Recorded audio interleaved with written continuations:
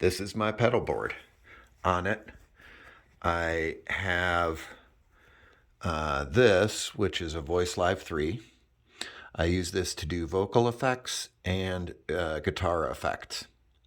The reason why you are not seeing it, it looks like that underneath, but I've put this MIDI switcher on top of it. And the reason is that the way the Voice Live 3 works, you can use this to scroll through the different sounds, but that's not fast enough for me. I need to have instant access to all of the different sounds that I need to get. So that's why I put this MIDI switcher on top of it. It's not perfect, but it works. Also on the board, so we've got the Voice Live 3, where I'm not using any of the looping on it. I'm just using it for vocal effects, and the harmonizer, which works really nicely. And for guitar effects, it has a guitar to bass, which is, just sounds fantastic. I also have over here an OC5, which is an octaver. And this, I have it routed so that there one input, which is the guitar input, and two outputs. One output is just the guitar. It's basically just a pass through of the guitar. The second is the octave out. So in this case, I have it set up so that when I'm playing a chord, the lowest note is an octave lower. So it basically sounds like I'm playing bass, which while I'm playing guitar, which is pretty cool. So I don't need to lay down bass lines for every song. And I have this routed through its own channel in the RC600, so that it's all EQ'd and made to sound much more like a bass. So when I'm playing with this on, it sounds like I'm playing bass and guitar at the same time. It's pretty cool.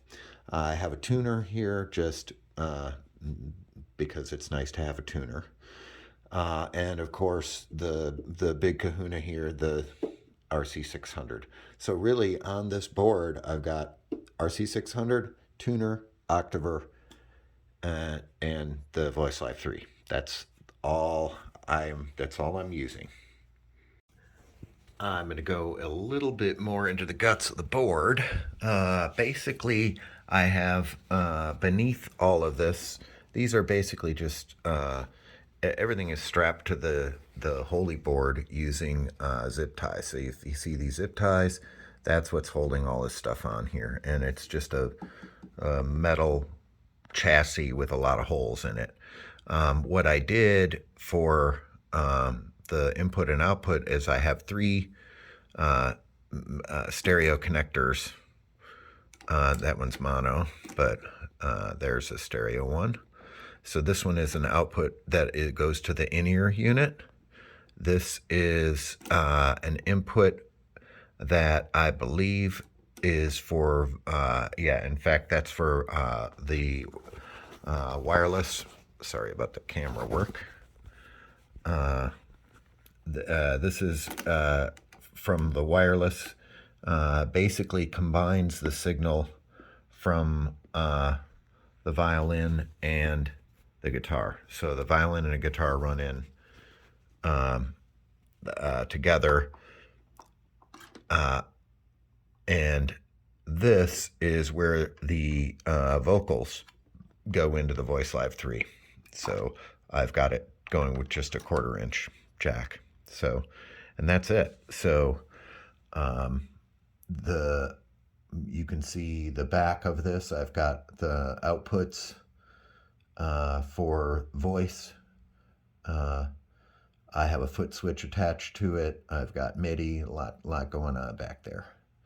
The power supply for this board is this super cheap Donner power supply, and you can see there's it's just a single 18-volt plug going into it, and that is basically part of this big giant wall wart unit that I have gaff taped together that provides power for the whole thing.